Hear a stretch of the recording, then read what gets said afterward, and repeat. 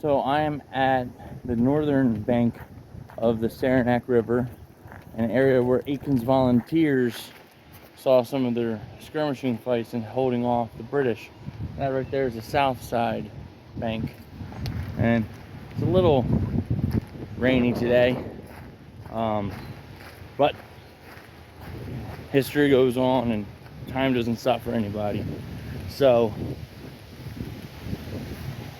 there were multiple skirmishes along the river here, and some of these parts could be forded, especially like this one here. When you look behind me, when I get there in a moment, of how low that the river can get. You see some of the ripples, you see some of the current. That was the way it was back in the day. And I take it that's the case. If not, it's gotten a little lower, a little higher. I'm not sure. But I would like to read a passage from Keith Herkalo's book, the one I just recently purchased, and he talks about the Aiken's volunteers. So let me get underneath the shade for a second. But as I continue and as I walk, the British set up their defenses on this northern bank, and they were held off by a few thousand American militiamen, regular troops. So it says in Keith's book that in the early afternoon, Aiken's volunteers were sent through the woods to Dead Creek. Once there, the boys were asked to place themselves under the command of Colonel Appling. Wanting to retain their autonomy, the boys voted among themselves to return to the village and seek additional weapons from the cantonment. Not all the boys were armed. Some had family weapons, muskets and bird rifles. At the cantonment, they would be given military weapons and ammunition as had been ordered by General Macomb.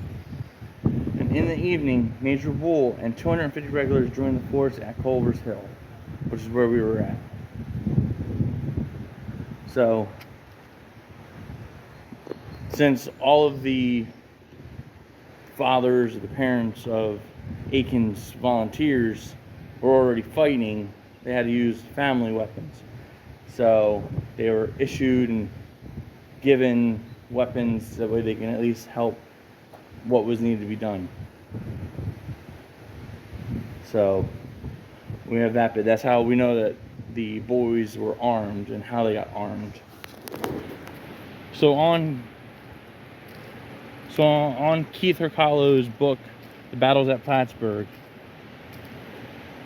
it reads, Prevost, upon receiving Downey's communication, informed Robinson that the troops should remain in their present position until further orders, and they would wait for the British naval force before attacking. The British batteries were initially armed with 24-pound carronades, light 24-pound brass guns, 12-pound iron ship guns, and 8-inch howitzer. The largest British invasion force to exist on the American continent during the war was preparing to move as the Secretary of War, General John Armstrong, resigned from office.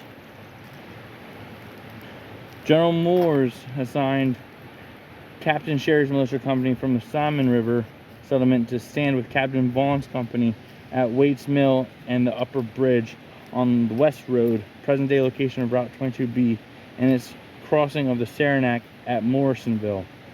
They would report on the western movements of the British for the next several days. Power sent his picket under command of Captain Nody west to establish a boundary. They encountered Vaughan's force of 23 at the bridge near Waite's Mill, and after a brief encounter, the British picket withdrew with a loss of 2 killed and several wounded. 3 volunteers from Sherry's company would afterward cross to the northern side of the river and move north through the woods. They discovered that the British had also established an outlying picket at Cadyville and were patrolling the plank road leading to the village of Plattsburgh. The one reason why the British were stuck on the north side bank of the Saranac was because the retreating forces of the Americans burned the bridges down to be able to cross the river, so that left the British stuck on this side. That's why the British weren't able to cross the river as they would have needed to do proper assaults. The bridge right now I'm walking on was built to commemorate on the bicentennial anniversary of the battle.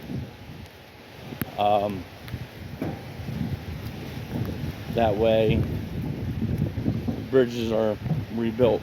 But that always didn't happen when it came to burning bridges and, you know, stopping the enemy from being able to advance. This is one of those moments in Plattsburgh during the battle where something went very well right for the Americans. And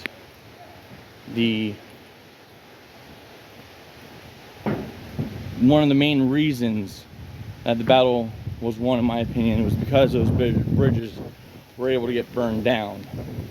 So as we move on throughout the day, we'll see, hopefully, how that all panned out and helped.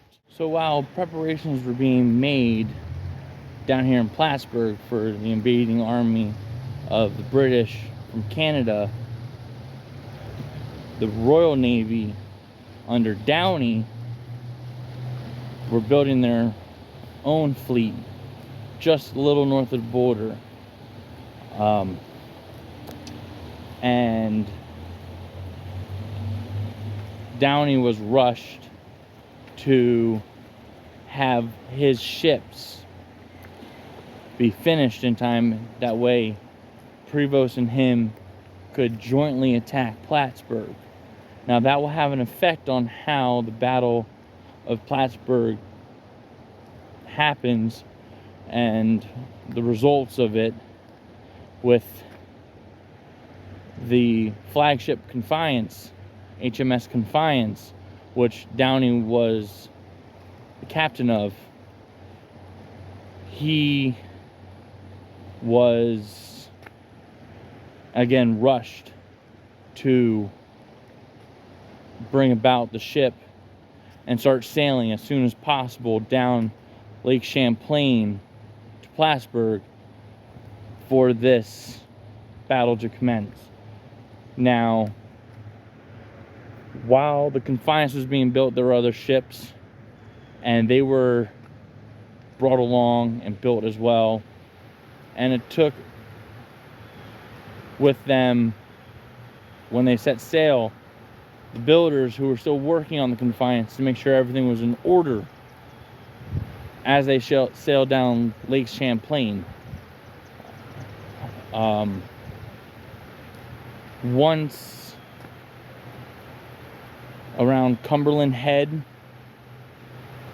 coming into Cumberland Bay, the sails were seen from both sides of the fighting armies, and soon the naval battle will commence. And this naval battle that took place on Lake Champlain will be the largest naval battle ever to take place.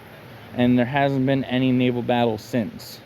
Well, clearly because there hasn't been any wars between Britain and America since the War of 1812, but still. But I did hear a funny story about Ship Island.